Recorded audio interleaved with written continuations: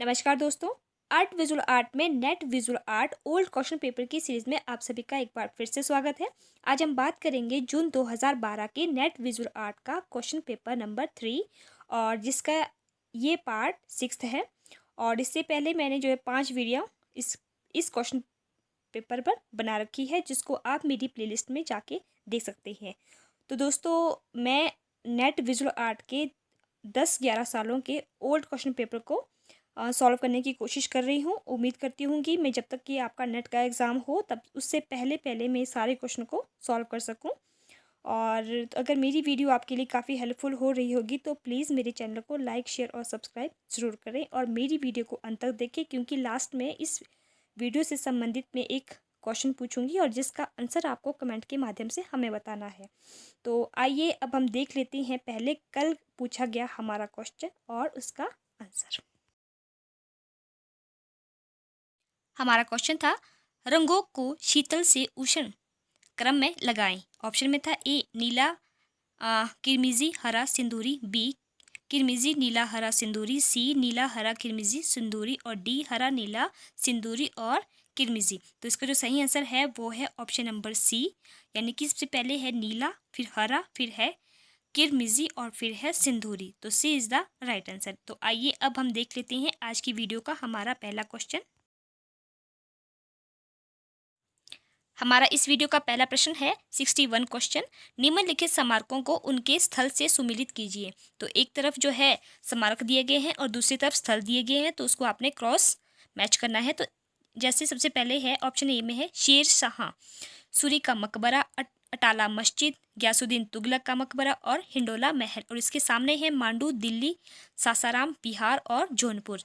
तो आइए हम सबसे पहले देख लेते हैं शेर शाह सूरी का मकबरा, जो कि आपके सासाराम बिहार में स्थित है। तो ए का 3 और बी का है अटाला मस्जिद, जो कि आपके जौनपुर में है। सी गयासुद्दीन तुगलक का मकबरा आपके दिल्ली में स्थित है और हिंडोला महल जो है वो आपके मांडू में है। तो इस तरह से ऑप्शन नंबर डी हमारा सही उत्तर हो जाता है।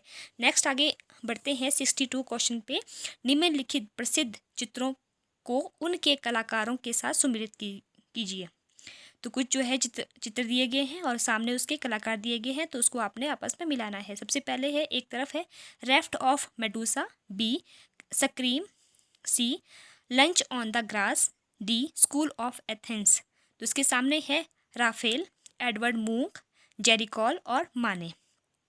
तो जो आपकी पेंटिंग है रेफ्ट ऑफ मेडूसा, ये है आपकी जेरिकॉल की है। और उसके बाद है स्क्रीम। स्क्रीम का संबंध जो है वो एडवर्ड मूक के साथ है। और जो लंच ऑन द ग्रास है ये माने की कृति है। और स्कूल ऑफ एथेंस जो है वो रेफेल या इसको राफेल भी बोलते हैं, तो राफेल की कृति है। तो इस तरह से ऑप्शन नंबर बी हमारा सही उत्तर हो जाता है। नेक्स्ट बढ़ते हैं 63 क्वेश्चन पे। निम्नलिखित लेखकों और उनकी पुस्तकों को सम्मिलित कीजिए। तो कुछ आगे जो पुस्तकें हैं और एक तरफ उनके लेखकों के नाम दिए गए हैं, तो उसको आपने आपस में मिलाना है। एक तरफ है Benjamin Rowland, V S. Agrawal, Percy Brown और एस.के. सरस्वती। और इनके सामने है survey of Indian sculpture, Indian architecture, the art and architecture of India and last में है इंडियन आर्ट। तो जो आपके से पहला है बेंजामिन रोलैंड है, इनका संबंध जो है वो इंडियन आर्किटेक्चर के साथ है। और इस तरह से बी ए का बी है। और वी.एस. अग्रवाल का संबंध जो है वो the art and architecture of India के साथ है। और पारसी ब्राउन का संबंध जो है वो आपका ए सर्वे ऑफ इंडियन स्कल्पचर के साथ है। और जो के.एस. सरस्वती है, इनका संबंध है या इनकी जो बुक्स है वो है इंडियन आर्ट। तो दोस्तों, जो ये इसका आंसर है वो क्वेश्चन नंबर डी है। मेरा अपना नहीं है, बट ये आंसर की के अकॉर्डिंग मैं आपको बता रही हूँ, तो उसमें डी जो है वो सही आंसर बता रखा है। तो अगर आपको इसका आंसर कुछ और लगता है तो प्लीज़ मुझे कमेंट के माध्यम से ज़रूर बताएं। तो आगे बढ़ते हैं नेक्स्ट 64 क्वेश्चन पे। निम्नलिखित को सुमिलित कीजिए। तो एक तरफ है आपके पहले है पायरोमेट्रिक कॉन, पाइटेंट, चिजल, गाज और ल्यूटो। और उसके सामने है terracotta, wood carving, bronze casting और स्टोन कार्विंग। तो इसको आपने आपस में मिलाना है। तो जो आपके पायरोमेट्रिक कौन है, उनका संबंध जो है वो आपके टेराकोटा के साथ है। और पाइटेट चिजल का संबंध जो है स्टोन कार्विंग के साथ है। और उसके बाद आता है गाज का संबंध जो है आपके वुड कार्विंग के साथ है। और जो है ल्यूटो का संबंध है ब्रॉन्ज कास्टिंग के साथ। तो इस तरह से C is the right answer. Next है 65 क्वेश्चन पे आगे बढ़ते हैं। निम्नलिखित को सुमेलित कीजिए। तो एक तरफ है द लूब्र baptistery of Saint Giovanni, Victoria and Albert Museum, the Parthenon, और इसके सामने है लंदन, ग्रीस, पेरिस और फ्लोरेंस। तो ये कुछ जो है लाइब्रेरी के नाम दिए गए हैं या फिर कुछ कोई संस्थान है, और उसके सामने जो उसके स्थान दिए गए हैं ये कहाँ कहाँ है, ये म्यूज़ियम के नाम है और ये कहाँ कहाँ स्थित है म्यूज़ियम, तो उसके बारे में आपको बताना है। कुछ म्यूज़ियम है, कुछ कोई फेमस है तो उसको आपने बताना है। तो पहले है द लूब्र, जो लूब्र संग्रहालय है वो आपके पेरिस में स्थित है। तो इस तरह से ए का 3 है। उसके बाद है बैप्टिस्ट्री ऑफ सेंट जियोवानी जो है, ये इसका संबंध जो है वो है फ्लोरेंस के साथ है। और ये मतलब जो है ये फ्लोरेंस में है, तो इसका 4 हो जाएगा। और विक्टोरिया एंड अल्बर्ट म्यूजियम जो है वो आपके लंदन में है। और द पार्थेनॉन जो है वो आपके ग्रीस में है। तो इस तरह से ऑप्शन नंबर ए हमारा राइट आंसर हो जाता है। नेक्स्ट है 66 क्वेश्चन। निम्नलिखित मूर्तिकारों को उनके नगर के साथ सुमेलित कीजिए। कुछ मूर्तिकार के नाम दिए गए हैं और उनके स्थान दिए गए कि वो कहाँ से संबंधित है। तो सबसे पहले है ए पे है बालन नाइबियार, और फिर है रविंद्र रेड्डी, पार्थ पालाडी, मृणाली मुखर्जी, और इनके सामने है दिल्ली, शिलोंग, बेंगलोर और हैदराबाद। तो जो आपके पहला है बालन नाबियार जी हैं, इनका संबंध जो है वो बेंगलोर के साथ है। ठीक है, तो ए का 3 हो जाएगा। और उसके बाद आता है रविंदर रेड्डी का संबंध हैदराबाद से है। और जो पार्थपाल लाडी है, इनका संबंध जो है वो शिलोंग के साथ है। और जो मृणाली मुखर्जी है, इनका संबंध दिल्ली से है। तो इस तरह से ऑप्शन नंबर डी हमारा सही उत्तर हो जाता है। नेक्स्ट है 67 क्वेश्चन। निम्नलिखित को सुमेलित कीजिए। तो इसमें भी एक तरफ जो है कुछ आर्टिस्ट दिए गए हैं, कोई स्कल्पचर है, तो उसका उनके सामने उनका जो मीडियम बताना है। जैसे पहले एक तरफ है चित्त प्रसाद, फिर है देवयानी कृष्णा, जयंत पारीख, सनतकर, और उनके सामने है मेटल फ्राइल, वुड इंटेग्लियो, लिनोकट और कलर एचिंग। तो जो आपके चित्त प्रसाद जी है, उनका संबंध जो है वो मेटल फ्राइल से है। और उसके बाद है देवयानी कृष्णा, इनका संबंध जो है कलर एचिंग के साथ है। फिर है जयंत पारीख, इनका संबंध जो है लिनोकट के साथ है। और जो आपके सनतकर है, उनका संबंध जो है वुड इंटेग्लियो के साथ है। तो इस तरह से ऑप्शन नंबर डी हमारा राइट आंसर हो जाता है। नेक्स्ट है 68 क्वेश्चन। निम्नलिखित को सुमेलित कीजिए।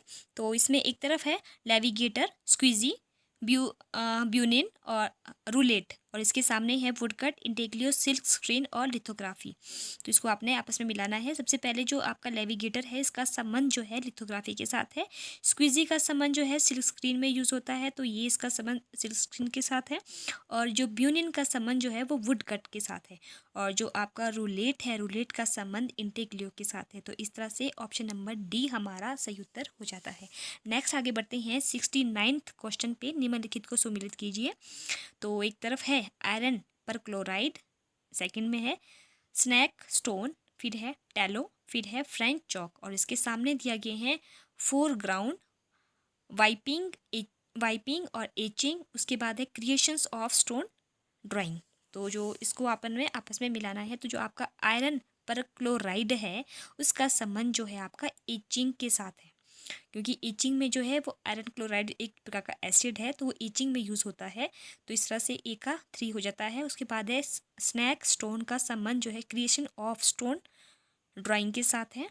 और जो आपका टैलो है, टैलो का संबंध जो है फोरग्राउंड के साथ है। और उसके बाद लास्ट में है फ्रेंच चॉक का संबंध वाइपिंग के साथ है।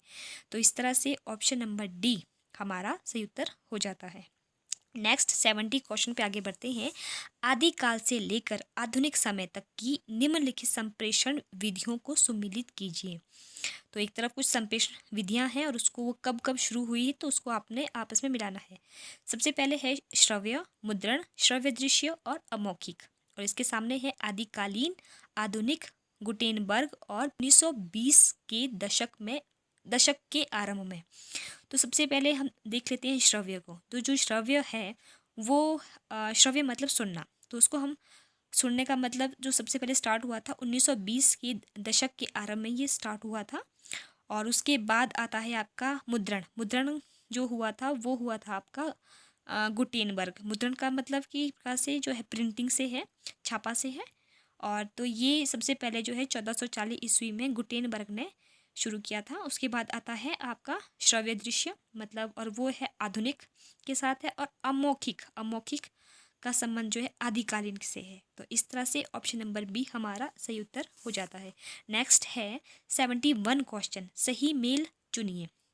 तो इसमें भी एक तरफ है आपका banner advertising, centre page advertising और विज्ञापन कला की जनक और डायरेक्ट प्रिंटिंग है ये, डायरेक्टर नहीं है ये।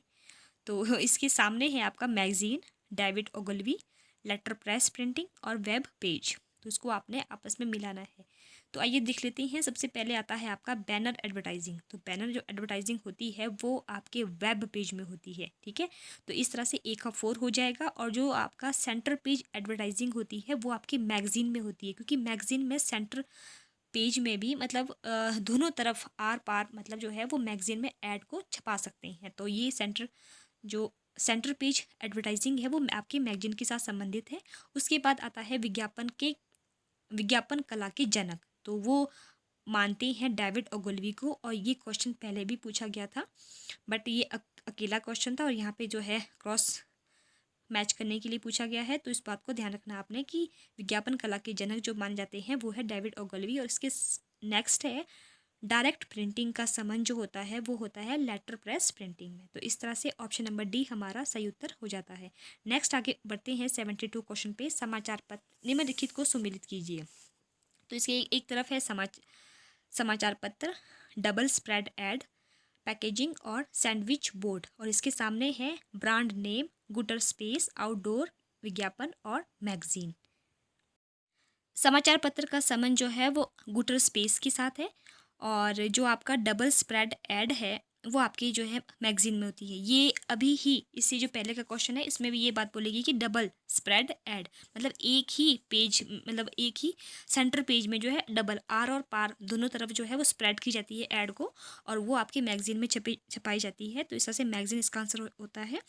उसके बाद है पैकेजिंग। पैकेजिंग जो है वो ब्रांड नेम है, तो इसमें इसका संबंध इसके साथ ये संबंधित है। तो इस तरह से सी का ए मतलब पहला है। फिर है सैंडविच बोर्ड जो है उसका संबंध जो है आउटडोर विज्ञापन के साथ है। तो इस तरह से ऑप्शन नंबर डी हमारा सही उत्तर हो जाता है। नेक्स्ट है 73 क्वेश्चन, निम्नलिखित कलाकारों और उससे संबंधित वाद को सुमिलित कीजिए। तो कुछ मतलब जो है एक तरफ है आंदोलन और उनसे संबंधित जो है कलाकार है तो उसको आपने बताना है। जैसे कि एक तरफ है प्रभाववाद, फाववाद, अभिव्यंजनावाद और अति यथार्थवाद। और इसके सामने है मातिस, मीरो, मोने और मूंग। तो जो प्रभाववाद है उनका संबंध उसके साथ संबंध है मोने जी का। तो मोने जी प्रभाववाद से संबंधित है। और फाववाद के साथ मातिस का संबंध है। और अभिव्यंजना के साथ जो है वो मूंग का संबंध है। और अति यथार्थवाद के साथ जो है मीरो का संबंध है। तो इस तरह से ऑप्शन नंबर बी हमारा सही उत्तर हो जाता है। नेक्स्ट आगे बढ़ते हैं 74 क्वेश्चन पे। निम्नलिखित चित्रों को उनके मीडियम के साथ सुमेलित कीजिए। तो कुछ चित्र दिए गए हैं और वो किस माध्यम में बने हैं ये आपको बताना है। तो पहला है ट्रीज, उसके बाद है head of Shiva, he has a long way to go, 3 women. तो उसके सामने दिया गया wash in tempera, oil, ink और टेम्परा। तो जो आपका ट्रीज है ये आपका जो है वो इंक में बनाया गया है। और हेड ऑफ शिवा जो है wash in tempera, wash technique में बनी हुई कृति है। उसके बाद है ही has a long way to go. तो जो ये है ये बनाया गया है टेम्परा में। और उसके बाद थ्री वुमेन जो है ये ऑयल पेंटिंग है और जो कि बहुत फेमस आर्टिस्ट यानी कि अमृता शेरगिल के द्वारा बनाई गई ये कृति है। तो इस तरह से ऑप्शन नंबर सी हमारा राइट आंसर हो जाता है। तो नेक्स्ट आगे बढ़ते हैं 75 क्वेश्चन का पे, और जो आज की वीडियो का हमारा लास्ट क्वेश्चन है और जून 2012 का भी लास्ट क्वेश्चन है, क्वेश्चन नंबर 3 का लास्ट क्वेश्चन है। तो निम्नलिखित कलाकारों को उनके जन्म वर्ष के साथ सुमेलित कीजिए। तो एक तरफ कलाकार दिए गए हैं और दूसरी तरफ उनके डेट ऑफ बर्थ दी गई है। तो पहले है एन.एस. बेंद्रे, के हेबर, बिमल दास गुप्ता, एच.एस. रजा। तो इनके सामने है 1912, 1922, 1910 और 1917। तो सबसे पहले बात करते हैं एन.एस. बिंद्रे की। एन.एस. बिंद्रे का बर्थ जो हुआ था वो हुआ था 1910 में, और के हेबर का हुआ था 1912 में, और बिमल दास गुप्ता का 1917 में, और एच.एस. रजा का जो बर्थ हुआ था वो हुआ था 1922 ईस्वी में। तो इस तरह से ऑप्शन नंबर डी हमारा सही आंसर हो जाता है। तो दोस्तों ये थी मेरी आज की वीडियो, और इस जून 2012 के जो ये सेकंड पेपर और थर्ड जो क्वेश्चन पेपर था इसको मैंने 6 वीडियो में डिवाइड किया है, और मैंने इसलिए ये 6 वीडियो में छोटे छोटे वीडियो में डिवाइड किया है कि ताकि ये वीडियो ज़्यादा लंबी आपको मतलब जो बोर ना करे, और छोटी छोटी वीडियो बना के आपको मैं अच्छे से समझा सकूं। अदरवाइज़ ऐसा होता है कि कई बार काफ़ी लंबी वीडियो होती है तो हम ज़्यादा एक्सप्लेन भी नहीं कर पाते। तो इसीलिए मैंने छोटी छोटी वीडियो में आपको ये क्वेश्चन पेपर सॉल्व किया है। तो आइए अब हम देख लेते हैं आज की वीडियो का हमारा क्वेश्चन।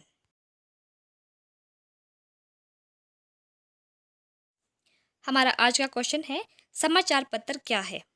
तो ये आपको बताना है कि समाचार पत्र जो है वो क्या है। तो ऑप्शन में है A brand name, B gutter space, C outdoor विज्ञापन, या डी मैगजीन। तो इसका आंसर जो है आप हमें कमेंट के माध्यम से ज़रूर बताएं, और अगर मेरी ये वीडियो आपको पसंद आ रही हो तो प्लीज़ मेरी वीडियो को लाइक, शेयर और सब्सक्राइब जरूर करें। और अब हम मिलते हैं अपनी नेक्स्ट वीडियो में, तब तक के लिए धन्यवाद।